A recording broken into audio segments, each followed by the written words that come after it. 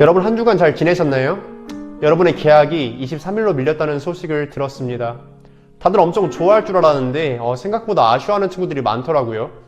학교에 가는 것만큼 교회 가는 것 또한 소망하는 우리 청소년부 친구들이 되었으면 좋겠습니다. 오늘 설교 시작하겠습니다. 여러분, 오늘은 사순절 두 번째 주일이에요. 전통적으로 그리스도인은 사순절 기간 동안 예수님의 고난을 묵상하며 경건한 마음으로 부활절을 기다리는데요. 그렇기에 우리 청소년부도 이 기간 동안 예수님께서 받으신 고난에 대해 듣고 그 고난을 묵상하는 시간을 갖고자 합니다. 오늘은 예수님께서 받으신 첫 번째 고난에 대해 이야기 나누려 해요. 그 첫 번째 고난은 바로 광야에서 40일간 금식하시고 마귀에게 시험 받으신 사건입니다. 여러분, 먼저 질문 한 가지 드릴게요.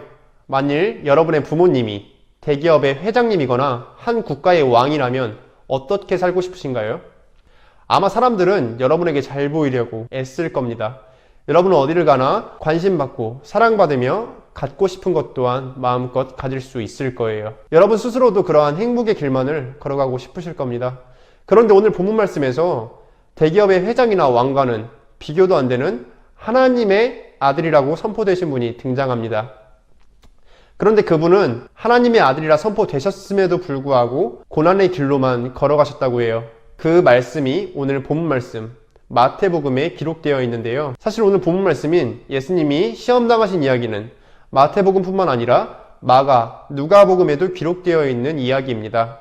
그리고 세 복음서 모두 마귀의 시험 직전에 예수님께서 세례 요한에게 세례받으시고 하나님으로부터 사랑하는 아들이라 선포되셨다는 내용을 기록하고 있는데요. 우리는 오늘 이 순서에 주의를 기울이며 예수님이 받으신 첫 번째 시험에 대해 이야기 나누려 합니다.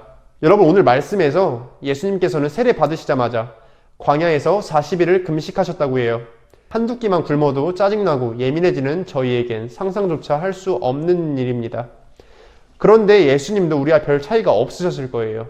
왜냐하면 우리와 똑같은 인간의 몸으로 이 땅에 오셨기 때문입니다. 그런데 이때 사탄이 예수님을 찾아와 시험하기 시작합니다.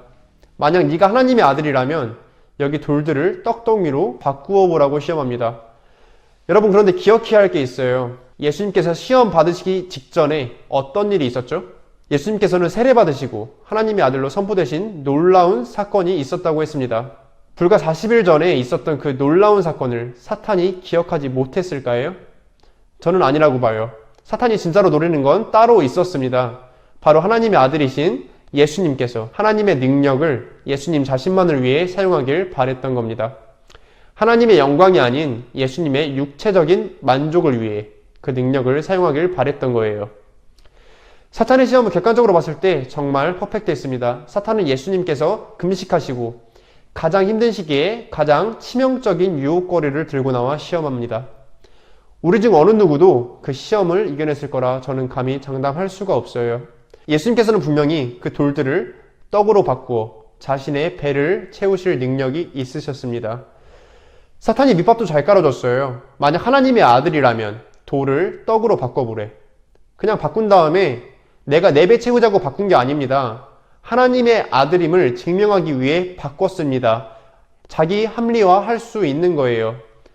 그럼에도 불구하고 예수님께서는 자신을 위해 능력을 사용하지 않으시고 굶주림이라는 고난의 길로 자신을 내던지십니다. 영광받아 마땅한 하나님의 아들은 영광의 길이 아닌 평안의 길이 아닌 고난의 길을 택하십니다.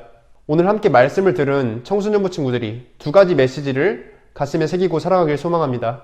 첫째로, 여러분이 지금 열중하고 있는 일이 하나님의 영광을 위해서인지 아니면 여러분 자신의 욕심을 위해서인지 분별하길 소망합니다. 둘째로, 영광의 길을 걸으시기에 합당하신 예수님께서 고난의 길을 택하신 것을 떠올리며 왜 그러한 길을 선택하셨는지 매일 짧게라도 묵상하는 시간을 가지는 우리 청소년부 친구들이 되었으면 좋겠습니다.